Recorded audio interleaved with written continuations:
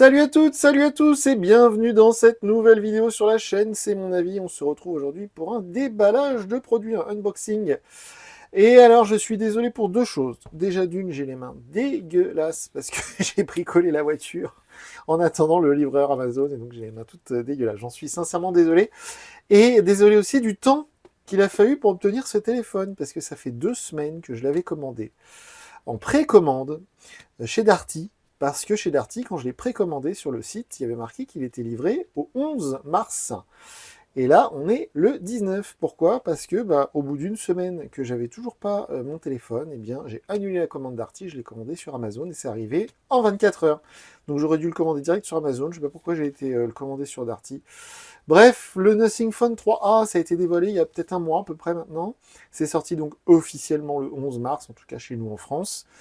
Et donc ça coûte 349 euros. Alors c'est très intéressant parce que 349 euros, il y a énormément de choix, comme souvent.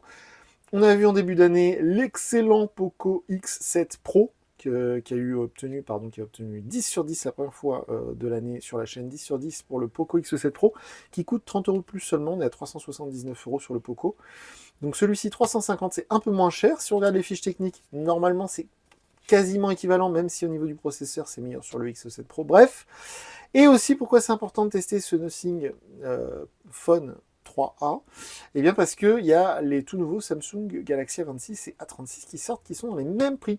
Le A36 beaucoup plus cher, le A26 genre 30 euros de moins. Bref, on commence tout de suite le déballage. Alors comme vous le voyez, apparemment c'est ici que ça se passe. Ça n'a pas marché. Ça n'a pas du tout marché. Le truc d'ouverture là, je sais pas c'était quoi qui était prévu. Voilà. Voilà, hop là. Donc toujours ce format bizarre, hein. Donc j'ai pris la version la moins chère, la version 8 Go de RAM, 128 Go de stockage. C'est un Qualcomm Snapdragon, alors je sais plus, je crois que c'est le 6S, un truc comme ça. Donc en blanc, par contre, hein. Je voulais le bleu, mais le bleu est dispo qu'avec le 512 ou le 256, je sais plus. Donc le bleu, en gros, c'est uniquement 399 euros. Vous pouvez pas avoir la version bleue, qui est pourtant magnifique, à seulement 350, c'est pas possible. Oh, c'est très beau. Je sais pas si vous allez voir, c'est embossé. Vous voyez, c'est très très joli. Alors sur les réseaux, on a beaucoup vu le Nothing Phone 3A Pro avec l'autre capteur. C'est un peu moche d'ailleurs ce qu'ils ont fait, je trouve, sur la version Pro. Donc avec un capteur téléphoto, et la version Pro, je crois qu'elle coûte 450 de mémoire, ou peut-être même 499. Là, on est bien sur la version normale à 349.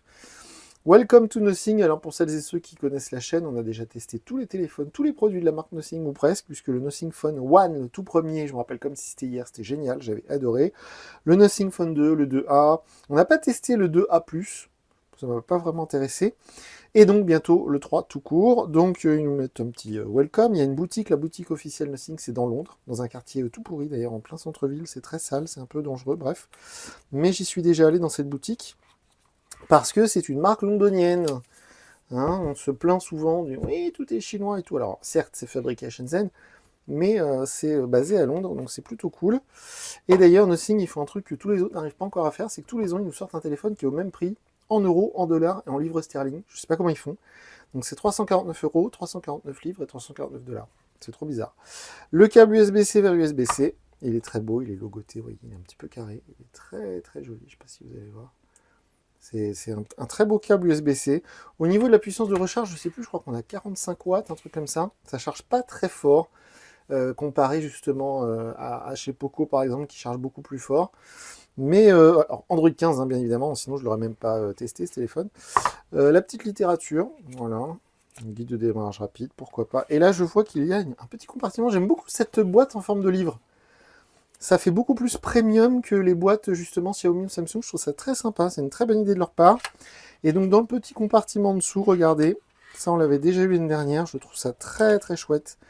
L'outil pour sortir le tiroir SIM, il est en forme de gélule. Il est très très beau. Donc ça c'est le genre de détail sur cette marque, c'est dans les détails en fait.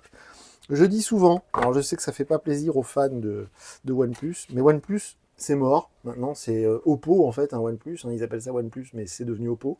Et justement pour moi, Nothing, c'est le nouveau OnePlus. Ils font tout comme OnePlus faisait en 2014, c'est-à-dire c'est dans les détails. Donc on a l'emballage papier comme d'habitude, on est environ 200 grammes pour le smartphone. Le format est plus grand que le 2A de l'année dernière. En avril 2024, moi je me rappelle très bien le Nothing Phone 2A que j'avais adoré. L'écran est un tout petit peu plus petit. Donc ils ont gagné en taille sur le smartphone en lui-même, mais pas en poids. On est toujours à 200 grammes, donc ça c'est bien. Le module photo ici, donc on va enlever le papier. Alors, hop là, on est sur un écran 120 Hz, AMOLED évidemment. Je ne sais pas si on a un vrai Always On Display, c'est le genre de choses qu'il faudra que je vérifie en testant. Sur la batterie, on est sur 5000 mAh, donc c'est assez classique, assez standard. Et contrairement au Poco X7 Pro par exemple, eh bien là c'est une batterie conventionnelle, traditionnelle, c'est une batterie au lithium-ion polymère avec du graphite, et non pas les nouvelles batteries avec silicium et carbone. Donc bon, c'est un peu dommage, mais c'est pas très grave, 5000 mAh c'est déjà très très bien. Donc vous voyez ce design toujours particulier, alors on aime, on n'aime pas, bon je suis pas fan de ouf, je trouve pas ça beau à mourir, il y en a sur les réseaux, je les vois, ils sont là, oh mon dieu c'est magnifique, je suis pas extraordinairement fan, au moins ça a le mérite d'être original.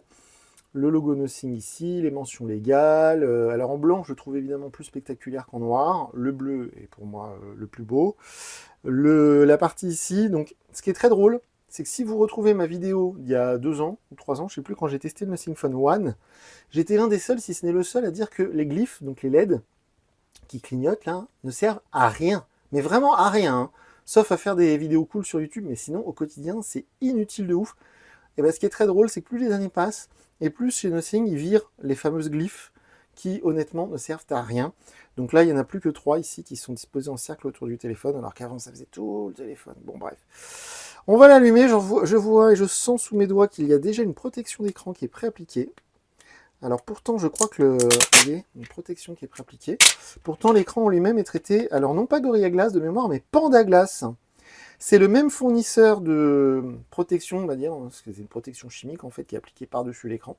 Et donc Panda Glass, c'est un concurrent de Gorilla Glass. Et Panda Glass, c'est eux par exemple qui équipent les Honor. Donc vous voyez, c'est un concurrent de Gorilla. Gorilla qui est une société américaine. Les boutons du volume ici, le trou du micro là. Là on a un bouton qui est personnalisable, qui est un peu chelou, qui est un espèce de 3D bizarre, un peu comme une gélule justement. Ici le bouton on-off assez traditionnel et le lecteur d'empreinte étant sous l'écran. Tiroir SIM, prise USB-C, le haut-parleur ici. Alors, hello, on va changer la langue tout de suite. Français de France, très bien. C'est vrai que l'écran est gigantesque. Ok, passé, configureur ligne, suivant. On va aller rapidement sur l'écran d'accueil et puis bien sûr je vais vous laisser ensuite. Sachant que ce qui est très agréable avec Nothing, c'est au niveau du software. C'est là-dessus qu'ils se sont démarqués sur le design du téléphone aussi, et surtout sur le software, puisque Nothing réhabille Android d'une manière assez originale, assez épurée. Ça ressemble beaucoup à ce que faisait OnePlus avec OxygenOS à l'époque, mais malheureusement, c'est plus vraiment le cas. Là, c'est la Essential Key. Vous voyez, ça, c'est la nouvelle mode. Hein. Ce qui est drôle, c'est que quand on teste des téléphones renforcés, vous savez, les téléphones conçus pour tomber, aller sous l'eau, tout ça, on nous dit souvent, ouais, ça sert à rien, c'est pas très intéressant. Ouais, mais ce genre de truc, là, le bouton personnalisable, bah, ça fait plusieurs années qu'ils le font sur tous les téléphones, les rugged phones. Je trouve ça assez drôle de voir que ça débarque maintenant un peu partout. Donc vous voyez justement, il nous explique les nouveautés du système d'exploitation Nothing OS 3.0. Donc plein de nouvelles choses, ok. Voilà, alors ce qui est très bien sur Nothing, moi en tout cas ça me convient très bien. Alors, on va mettre le truc Nothing, ça sera un peu plus sympa. C'est qu'il ne nous parle pas d'IA partout. Au contraire, ils n'en parlent pas du tout de l'intelligence artificielle. On a fait une vidéo spéciale à ce sujet sur la chaîne C'est mon avis 2, où je vous explique que l'intelligence artificielle dans les smartphones, c'est du bidon. Et là, justement, chez Nothing, ils ont bien compris que ça sert à rien. L'intelligence artificielle, si vous en voulez, il y en a par exemple dans Google Photos. C'est gratuit, c'est dispo dans l'application Google Photos. Gemini, vous pouvez le rajouter dans le téléphone. Vous n'avez pas besoin d'avoir un téléphone à 1000 € avec marqué IA en gros. Tout ça, c'est du marketing. Bref, on voit que l'écran est assez grand. Par contre, je ne sais pas si vous allez voir, mais les bordures d'écran sont assez bizarres. En fait, je dirais pas qu'elles sont pas symétriques, mais en fait, vous voyez, c'est plus épais dans le coin qu'en haut et sur les côtés. C'est trop bizarre. C'est pas parfaitement droit. C'est un peu chelou. Bref, c'est pas grave. Donc, grand écran. Évidemment, on va aller rapidement dans les menus. Voilà, hop. À propos du téléphone, SingOS 3.1. Processeur, c'est un 7S, pas un 6S, pardon. Qualcomm 7S, génération 3. Donc le triple capteur photo, donc 50 mégapixels stabilisé optiquement, 50 mégapixels ultra grand angle et 8 mégapixels pour l'effet bokeh, ou alors pour le téléphoto, je sais pas, je vérifierai. Et le selfie 32 mégapixels, on est bien sur 8 Go de RAM, 5000 mAh de batterie et 6,77 pouces d'écran AMOLED 120 Hz avec Android 15, bien évidemment. Donc ce téléphone, je vais m'en servir, je vais le tester, je vais tester bien sûr les performances, l'autonomie, les photos, tout ça, tout ça. Les commentaires sont ouverts sous la vidéo, et d'ici quelques jours, je vous retrouve pour donc vous dire ce que je pense de ce nouveau Nothing Phone 3A. Voilà pour ce déballage, je vous dis à très bientôt pour une nouvelle vidéo sur la chaîne. Salut!